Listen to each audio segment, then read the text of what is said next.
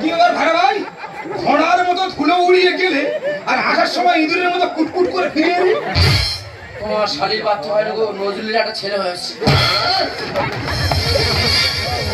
আমি জানি তোমার হয় না, নজরুলের হয়েছে।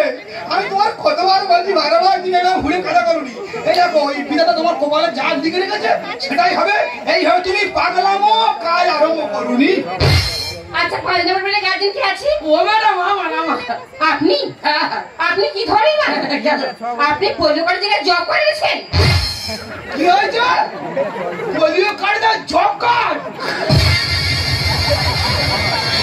এই তোরা কি দুই লোকে না শুয়ে মাটি কাটতে আইছিস? দেখুন, যতদিন পারে পরিকাঠামোর ব্যবস্থা করুন। আর আপনার পেছনে ডেলিভারি হয়ে গেছে। ওরা হয়ে গেছে, তবে স্বীকার করতে হয়েছে। আর আপনার কন্যা সন্তান হয়েছে। ও ভগবান, পুরো শেষ হয়ে গেলাম রে।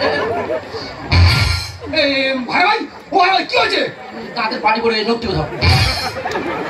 আমার বাবার জীবন আমি শুনিনি, যার দাদার বাড়ি পড়ে সে কোনদিন বলেন লোক তুমি ধর। ভাই ওই শিকার হয়েছে বলে মেয়ে হয়েছে, যদি মার মারে হতো শিওর ছেলে হতো।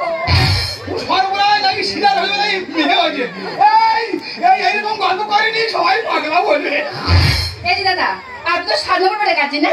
আমি আপনার দুটো সুখবর আছে। ও মা গো, আপনার প্রথম সুখবরটা হলো আপনার স্ত্রী ডেলিভারি হয়ে গেছে, তবে চিন্তার কোনো কারণে নরমালি হয়েছে। ও মা গো। আর দ্বিতীয় সুখবরটা হলো আপনার ছেলে হয়েছে। তুমি তো খাইয়ে পরবর্তী ছেলে হয়েছে,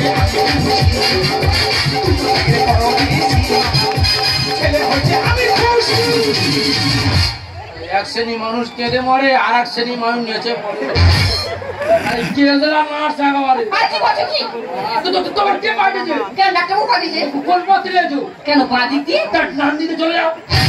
তা উনি ডান দিকে যাবে কেন? ডান দিকে তো বাথরুম। এই যে দাদা, একজনের সুখবর দিলাম, মিষ্টি কিন্তু দিতেই হবে। মিষ্টি তো? হ্যাঁ মিষ্টি। বলছি নার্সিংহোমে কজন লোক আছে? কেন 20 থেকে 25 জন? আচ্ছা, এমন মিষ্টি ছড়াবো যেভাবে লোক ওই কাদা মারিয়ে যায়, ওই মিষ্টি মারিয়ে মারিয়ে চলে যাবে। তবে ওই কথা রইল, মিষ্টি কিন্তু দিতেই হবে। ওই ডাক্তারাই মারবো, সারা শরীর চলে যাচ্ছে। ওই ডাক্তারে মারবো বলছি, মারবো।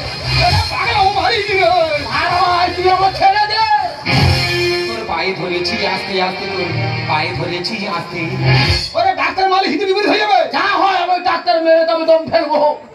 তোর পায়ে ধরেছি আস্তে আস্তে, ধরেছি আস্তে, তোর পায়ে ধরেছি আস্তে আস্তে, তোর পায়ে ধরেছি। সাপের মতো করে ফোঁট ফোঁট, সাপের মতো করে ফোঁট ফোঁট, যেন বসে নিচে আসো। ডাক্তার মেরে জেল খাটবো আর ঘুঘু চড়াবো। পায়ে ধরেছি আস্তে আস্তে, তোর পায়ে ধরেছি আস্তে, তোর পায়ে ধরেছি আস্তে আস্তে, তোর পায়ে ধরেছি। কেন হলো সিজারে?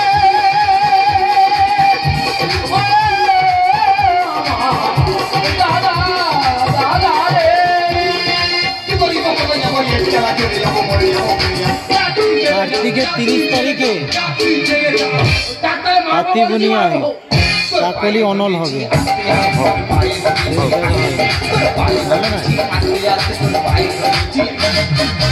না না, তোমরা কি শুরু করতে পারতো? না শুনে ঘরে যাবো না, বাইরেও তেমন।